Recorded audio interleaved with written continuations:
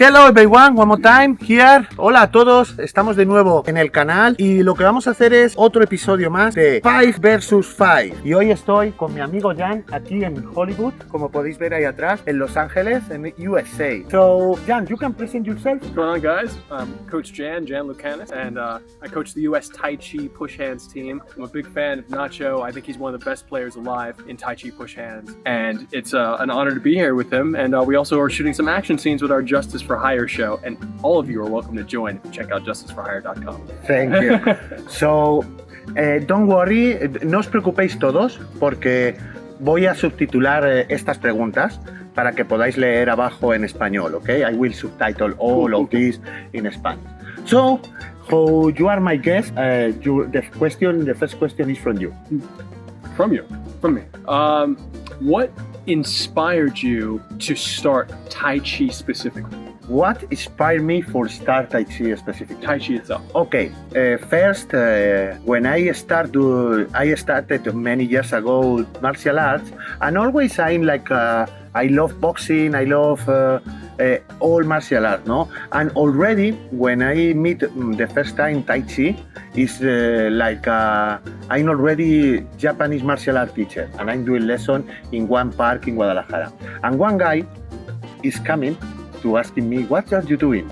And finally we spoke together and he told me he's Tai Chi teacher, he does Silat, Jet Kundo and Tai Chi, and we are very good connection. His name is Álvaro, and finally we meet together, like he can train with me, I can go to train with him, and in my first lesson of Tai Chi, just doing this position is like so tiring, and I'm back to my home like very tired, and into myself is like why so difficult? So when I see one thing is difficult for me, I'm very cabezón in Spanish. Cabezón is like I don't know how to find this word. Like if this is difficult, okay, I go this. So just this is the starting. So finally, after 6 months to training this stuff, I feel my improvement in other martial art stuff too. So I decide never stop that. And year by year, I love more and more this. So finally, in one moment of my life, I need to take the decision of which way I want to continue. And finally, I decide to continue Tai Chi and Tuisho because it's my best passion. So of course, I like to practice and check other martial art. I like to go out of my comfort area, but finally, it's good to focus in one way. For you can be good in one way, because master of many things, master of nothing. But if you specialize, you work very hard in one way, finally, I still be bad, you know, but I want to be better and better and better. Okay? I hope this is good. Yeah, that's great. Excellent answer. Yeah, thank you. So now my turn. Sure. What is the more interesting skills and abilities you think we can train and improve with push hand competition? Tai Chi competitions give you, it's like a litmus test, and if you know, like litmus test and like, so a litmus test for your philosophies. So a lot of times you have masters talking about these grand ideas, and they're supposed to manifest physically, but it's very hard to test how these ideas truly stand up to pressure. And so I love the competition, because whether you win or lose, if you play it from a certain perspective, you are testing those principles under pressure, hopefully under some of the best pressure you can find. And then you get to question yourself. And I think questions are some of the greatest gifts that we can give anyone, especially ourselves. Am I doing what I believe I'm doing? And there's a lot of people who, they'll say, oh, my chi, and they'll touch you, and then and that's like, okay, like let's really, can you actually do that when someone's coming at you intensely? Can you do that if someone's trying to punch you in the face? Can you do that? And I think you're a great example that you can. Okay, thank you. Your turn. What is one of your goals as a Tai Chi teacher? Like your biggest goal? Okay. This is probably sound very simple, but for me the best goal is have good students follow my way, or they can say I learned with Nacho this and this is good stuff for me. For me, I like a teacher. My best goal is put my seed in many people, like what is effective for me and help to me for be better person, better martial artist, and better athlete. So that is the big stuff I think I can put in my way on like a teacher. Of course, I dream like to be very recognized teacher, like everyone. Like my little ego say this. But if I'm very proof in this question, the more important for me is my students appreciate what I teach them. This is the more important. That's beautiful. Service to humanity. It's we are very political correct in this interview. No. I truly feel like, 'cause it's a service, right? Like you know, I really mean that. Like to have a genuine desire to share is actually to share a gift is like one of the most powerful things in the world. Exactly. So like I don't mean that in a politically correct way. I mean that's like potent. It's really, really potent. True. And I think that's why it's so joyous to watch your competitions. Yeah. Because you want to improve and you want others to improve. Yep. And that's when I've competed at the best level, whether in martial arts or in other areas of my life like filmmaking, etc. It's that healthy competition. So there are some people who think competition is bad, and that's really a toxic type of competition. Okay. I'm trying to beat you. Stop. Yeah. Because my next question is going to this direction. Okay. So, but I think it's a very healthy type of attitude that he has that really helps everybody. So that's good. Actually, in my opinion, I put in context. The world of Tai Chi is very toxic. It's the truth. It's what I feel it around the world. Like my Tai Chi is better. This is not Tai Chi. To show in competition is not real. To show this. What is your opinion when you receive haters comments or something like this in social media? It's to do this.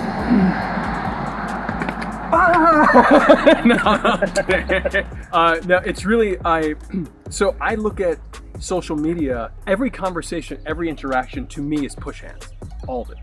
And so if I keep that mindset and I stay centered, then the game of social media, which includes the algorithm recognizing on a given platform like Instagram or YouTube, TikTok, if someone's saying something negative, they're still engaging with my content. So they're still giving me energy. And so whether I decide to engage with that energy or not, it's up to me. If I take it personally, then I can get really sad or get really angry. But over time, I've really learned to just recognize that as long as I'm getting that reaction, I'm getting that energy and I can turn it into whatever I wish.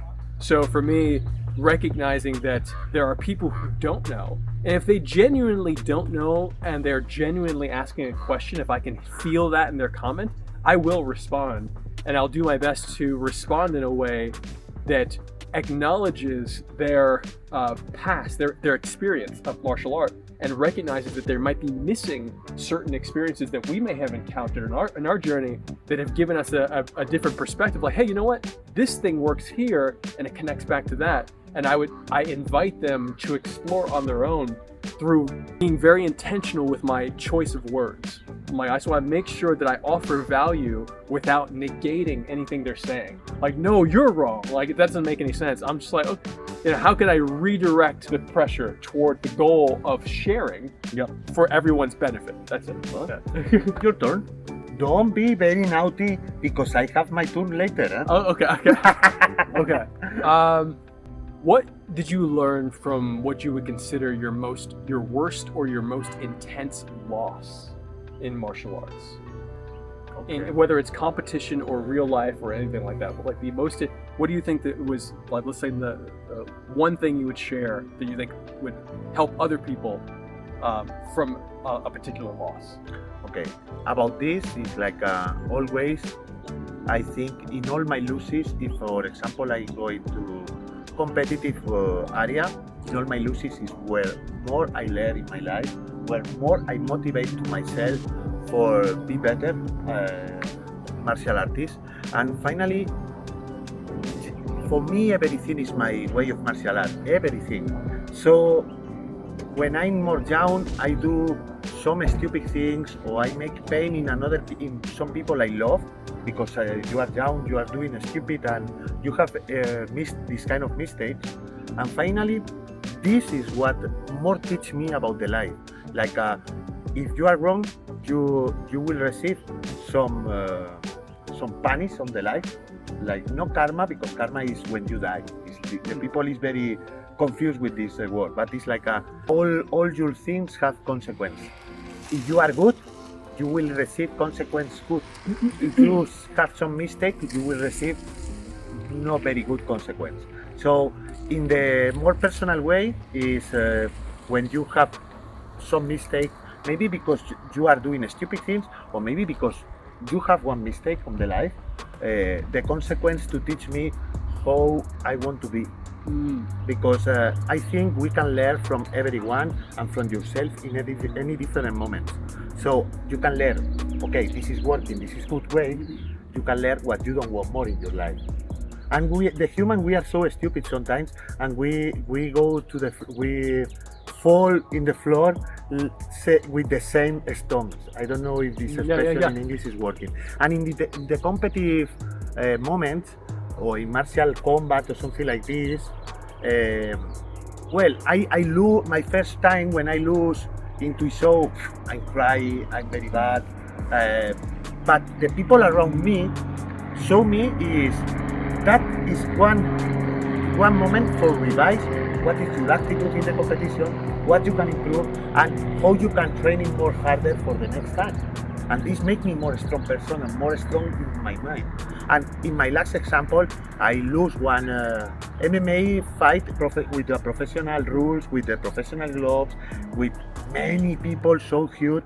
And from this experience, just I can take positive things. Of course, the day when I lose and the next 2 weeks, I'm a bit depressive and a bit bad with myself. But after this, all the training I do before this fight is very positive. I make me better. And later I lose with one person with more experience than me. So what this means to you? You need to have more experience on things. You need to prepare like you go to the war or never go to the war. And finally, every different experience teach you to be better person, to be better martial artist, to be better with the other people. And this is, I think, is a good answer. Very good. Okay, my turn. Jan, explain to me one situation in your life, if you have, you need to use martial art in real moment on the street. I know you have one, but I want to hear from you. Sure. How is the context of this? Sure. A year and a half ago, I was with the spiritual organization I grew up at a church in Hollywood. I grew up in New York, but they were having a meeting at a church, and a homeless man came in who was dealing with some mental challenges, and he started becoming violent with the elderly people there. And everyone is elderly except my son and me. Like, I was recovering from my first car accident, but I was stretching the entire time during the time in church. So when he came in, my body was very warm. But then when he started getting loud and cursing at them, and then my mother's there, he curses at my mother, and I'm like, that's my mom. He comes at me and he screams at me and throws a headbutt. And so because of Tai Chi, I saw this headbutt coming and was like, oh, he's coming at my head. So I just slide my body to the side, and so I give him a very, very gentle takedown. Yeah. And so as I take him down, he uppercuts me in the lip, like from upside down, and I check in with myself. I start bleeding. I'm like, is my tooth okay? My teeth are fine, so I'm not upset. And I had to think to myself, I'm not upset. But I knew I had to subdue him, hold him. And so I'm like, okay, well, let me slide around. Let me throw a little strike toward the groin that'll make him flinch. And then as he flinched, I went behind the back for a rear naked hold, not choke. While I was holding him, I'm like, I could put the choke in, but if I put a choke in and he passes out and dies, I won't feel good. There's a video on it. I held him for 45 minutes. It went viral on TikTok, got like 3 million views. And from one perspective, it could be considered a failure you have to fight. That as martial artists, we should be so aware that we should be able to use our words and our body language to prevent a fight. And up to that point in my adult life, I've always been able to do that. But because this man was dealing with mental challenges, and so how can I be as loving to him as possible while also serving as I've been trained? So that was a moment where I'm like, well, I'm in church. Like, I'm surrounded by people who I love and respect. I should probably take the action and go in front of this. It was a very powerful moment, and the police came, and all the police they're all Brazilian Jiu-Jitsu guys. It's like, good job, you know? So very nice. Good job. Same question to you. No, you cannot copy. Oh, I can't copy? Okay, Yes, it's a rule. I didn't know the rule. I didn't know. I don't think I have real situation like I need to fight on the street. In just one time, we have like a conflict because his ex-boyfriend of some woman, and he said this woman like a very bad word. This woman is no near friend, but it's like we are in the same group, and in that moment, just I am with her. And one thing I cannot respect, I hate and make me fire inside me is when one man make some disrespect to the woman or hit one woman. It's like if I see this with my eyes, maybe I can lose my control. And in that moment, I push him a bit, like, hey, what happened? Come, more stone, no? And in that moment, he take one crystal bottle, and I don't know how, but when I see it's moved, I take in my hand very quick, and I do tack, pam, and no more, because he fall in the floor very, and me, I go to the floor to hit him, and in that moment is when Nacho, no. Something that continues to help me for the last several years since I've heard it is that when you see true violence, responding to that true violence, you know, let's say like this, is not necessarily violence, but it's compassion from a Buddhist perspective. Yep. And I think that's compassion, meaning doing the right thing at the right time without having to think without having to think and just do it. And I think that's such an important thing to recognize, that violence is not, when UFC is not violence, that's a sport. Exactly. It's an agreement. Those people agree. Yeah, violence is on the street with words. Yeah, violence is word. It's feelings. That their violence is a very particular thing. Yeah. So, like, in whatever way it manifests, especially with push hands teaches you to redirect pressure, and an extreme example of pressure is war. That's a very extreme, but pressure could just be emotional as well. So wherever you see true violence in whatever form, standing up to that is part of the work that we do as martial artists, and or ideally we can do and should do. So I appreciate his story. I want to highlight that beautiful point. I have to head out. Yeah, it's que he speaks a lot. Nacho speaks a lot. So sorry for this long video. Hey, you need to watch it. You can edit it, right? My God, I will edit. But you need to look all video and subscribe and like and everything. For being more quick in the last questions, you can give us one, how to say, consejo. What advice to the people doing already Tai Chi and push hand for competition? But one advice, like one thing, one advice. For push hands, competitive push hands players. Yeah. It's great. But one advice is not telling them all secret of your training. If you want to the secret of the training of Jan, find him, okay? Okay. One advice. And the advice cannot be, train with me. No. But it's good advice, huh? It is good. It's, I mean, you know, yeah. It's, I'd say that if you give yourself to push hands, this is my perspective leading into the advice, you allow yourself, you take away certain weaponized ideas. And when you take away the weaponized aspect of the ideas, you start to understand core mechanics. And when you start to breathe through and visualize through these core mechanics with a partner before you even do the sport, you're going to get a lot of benefit in everything else that you do. So by doing that in the sport, again, I really think it comes back to the first question, or the second question, which is Tai Chi as a litmus test for these principles that you're bringing into your life. And if you are training Tai Chi, some people may not want to train the Tai Chi form and the whole system, and that's your choice if that's what you want to do. But if you do allow yourself to get the benefits from a full Tai Chi system, the form, the Negong, Qigong, etc., and the push hand, the suite of exercises, the Dalu, the kicking Dalu, the 9-step, all these different things and more, I think that there's so much for you to play with in your competition. And if you really look at where the sport is now, I think what we're really hoping for is to grow Tai Chi games. Like Tai Chi, the push hands is just the beginning of being able to take a Tai Chi approach to experience. And these wrestling games, these gun games, these fast joint manipulation games like the fixed step, you're going to find that you're going to get all these amazing skills by removing weapons, seeing more. And so the advice I would say is surrender yourself to those gifts and allow yourself to get them, and then see how you can bring it back into anything else that you do in life, whether that's martial arts or a sport or any type of interaction with human beings. So okay, we go for the last question. So in the last question, it's your turn first. Okay, where do you want to see the sport of Tai Chi go? Tai Chi push-hands. What I want? Yeah, where do you want to see the sport go? I want this is shared with all the world. Of course, it's difficult to say we can compare with the UFC or boxing match, but I want more and more competitor, and the level is more high and high. And when I start my competition, it's for different reasons. I like to be competitor, but my first competition I organized is because one student died very young, and we call the competition International Tuition Competition. Daniel Beamoret is the name of this student, and we started doing a memorial competition for him, just to school friendly and in a small gym.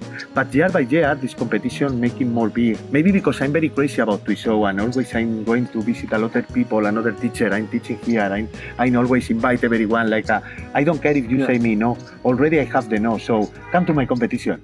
I cannot come to my competition.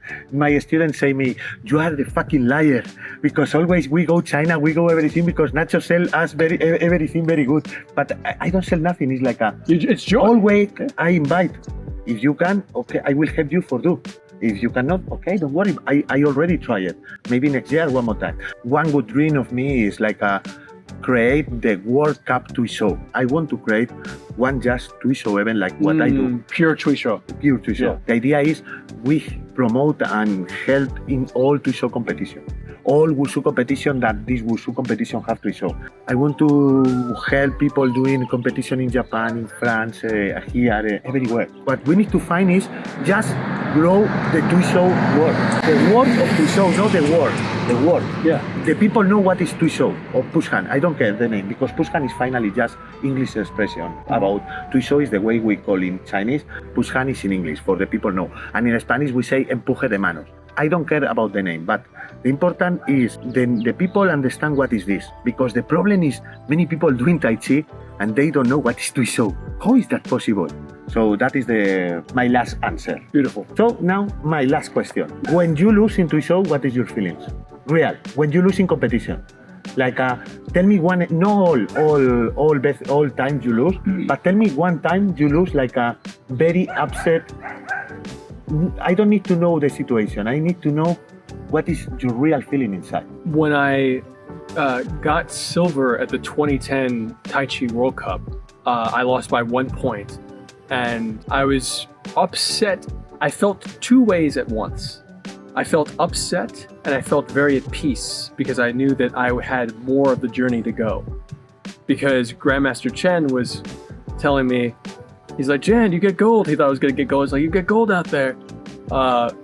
You retire now. And he's like, and just teach. And I was just like, And so I felt happy with having a mission to come back, but I also felt like I disappointed something, but I couldn't find what. And so I was searching to justify a sad feeling, but I couldn't really find it. And I think because I was at peace, I knew I was there with my father and my teammate, and I love them. And we were very close with Tuisho Chen, and we went out to their family's farm afterward. It was just a really beautiful, loving weekend. We stayed the night and just trained, and a lot more, and the amount of love that comes from these competitions to me outweighs the feeling of needing to win or lose. But that doesn't mean that I don't want to improve myself and the other person, so therefore I compete as hard as I can. And so and especially when it comes to the climate of the Tai Chi world, a lot of people not understanding what we do with the Tuisho competitions, there's a defiance that I have. I used to have more of, and I saw it's something that used to push me a lot more. I'm going to show you. And now I'm just like, look, like, you know, there's value. If you want the value, it's here. But I think if there's any one person that's brought me back to the inspiration of competition, it's this guy right here. You need to fight. I want to see you one more time with one new medal, because the last medal is 10 years ago, 14 years ago, yeah. This already expired. Oh, thanks. So my 2 golds and 1 silver have expired. You are not champion, you are ex-champion. Oh, come on. X. Subscribe, like, everything. We are going already very long video because this guy speak a lot and this guy speak a lot. We love you. So, thank you so much for watching here. Gracias a todos. Suscribiros, o si no, vamos a por ti. If they don't subscribe, we go to attack them when they are sleeping, okay? I didn't say it, but he did. You help me, brother.